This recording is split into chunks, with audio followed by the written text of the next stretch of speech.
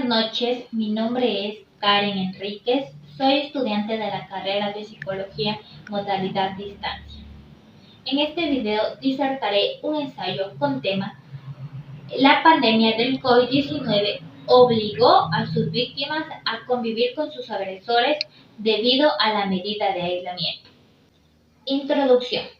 El presente ensayo académico trata sobre el aislamiento y cómo las víctimas fueron obligadas a convivir el 100% de su tiempo en sus hogares con sus agresores.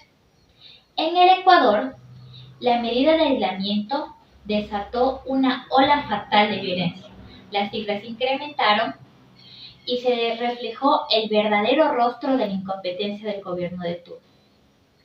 Según Taller de Corporación Mujer, desde el año 2017 hasta el año 2019, el 80% de los agresores pertenecen al círculo familiar y solo el 15% pertenecen a desconocidos.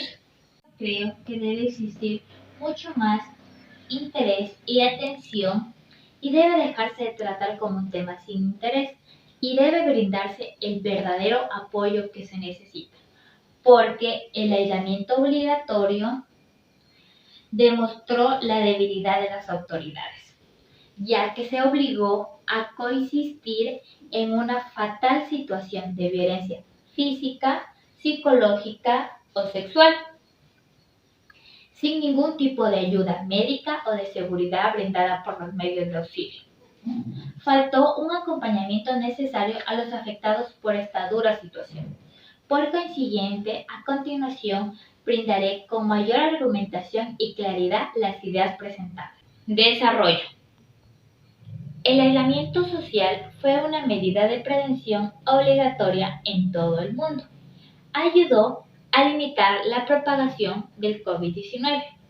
Por otra parte, esta medida potencia los factores de riesgo de violencia, aumenta el aislamiento y obliga a las víctimas a convivir con sus agresores. Esta disposición intensifica la violencia en los hogares. Estudios ONU Mujeres 2020, el confinamiento profundiza el estrés económico y social, incrementó la violencia en el ámbito doméstico. Por lo tanto, 1 de cada 3 mujeres en el mundo sufrió algún tipo de violencia física o sexual durante el confinamiento. Según la encuesta de violencia de género del Instituto Nacional de Estadísticas y Censo, INE 2019, en el Ecuador las medidas de confinamiento trajo consigo el peor contexto de violencia, ya que se registró un femicidio cada 3 días. Además, 6 de cada 10 mujeres sufrieron algún tipo de violencia. Se priorizó la total atención médica a pacientes por COVID-19 y las llamadas de auxilio realizadas por víctimas de violencia fueron desvalorizadas totalmente. Según Surcuna 2020, en el mes de marzo del año 2019 se reconocieron 8.196 llamadas de violencia contra la mujer y miembros del núcleo familiar, registrándose 235 llamadas cada día. Consecutivamente, hasta el 29 de junio del año 2020, se registraron 31.087 llamadas, de las cuales el 55% se concentraron en Quito y en Guayaquil. Estas llamadas no fueron tomadas con importancia, se excluyeron totalmente y las víctimas de violencia no tuvieron más opción que seguir cohabitando con su agresor. Deficiencia de acompañamiento social y psicológico. El gobierno de Ecuador fue poco empático y revictimizante con las víctimas y se tomó la violencia como un tema normal en la sociedad. Las disposiciones de seguridad y protección no confieren un seguimiento total de la víctima y del agresor.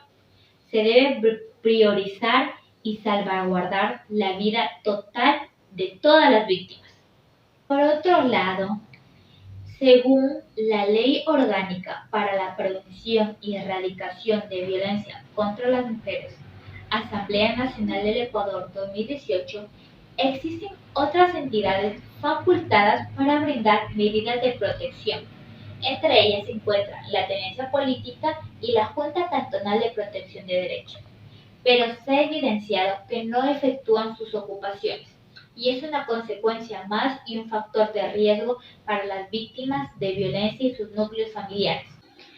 Para concluir mi ensayo, queda evidenciado la falta de accionar del gobierno y que se debe presentar las diferentes causas y consecuencias de estas medidas de prevención implementadas.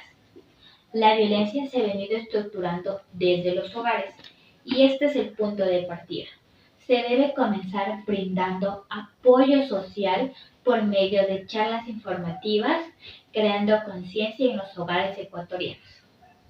El Estado debe implementar presupuesto para brindar una seguridad plena a todos los habitantes, sin desvalorizar edad, sexo, etnia o posición social.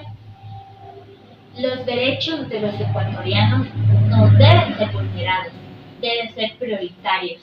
Debemos implementar valores de amor, respeto, tolerancia y eduquemos para erradicar la violencia en nuestro país.